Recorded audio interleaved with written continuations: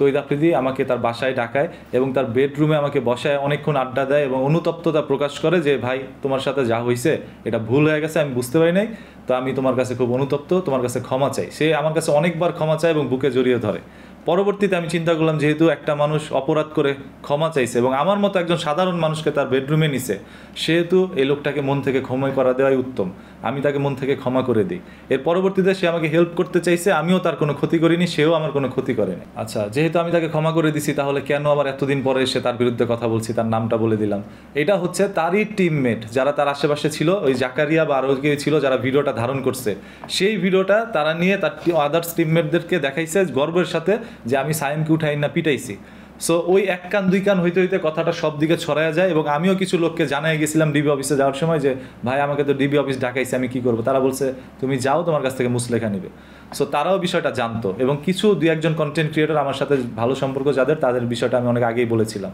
So তারা সবাই একত্রে আমাকে এখন চাপ দেওয়া শুরু করে যে ভাই এখন সময় হয়েছে, ওর নামটাও বলে দাও এবং তোমার সাথে যে সে ভালো আচরণ করছে এটাও বলে দাও। সো আমি তহিদ আফ্রিদির দুইটা জিনিসই বলছি।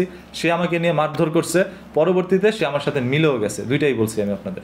এখন হচ্ছে আমার পদক্ষেপ হচ্ছে এটাই যে আমি বলবো তহিদ আফ্রিদিকে যে ডিবি এখন পুলিশ ধরে নিয়ে গেছে, সো আমার মতো করে যদি তাকে 1% আঘাত করা হয়, তহিদ আফ্রিদি সেটা সহ্য করতে পারবে না। আপনারা দেখেছেন রিসেন্টলি তাকে যখন ধরে নিয়ে যাওয়া হচ্ছিল আদালতে, তখন একটা হেলমেট পরার কারণে সে হা করে আছে, উপর দিকে নিঃশ্বাস নিতে পারছিল না।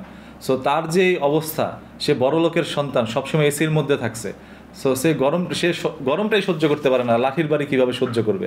তবে যে কথায় আছে না, আমি মাফ করে দিল, আল্লাহ তাআলা কিন্তু মাফ করে না, আল্লাহর একটা বিচার আছে।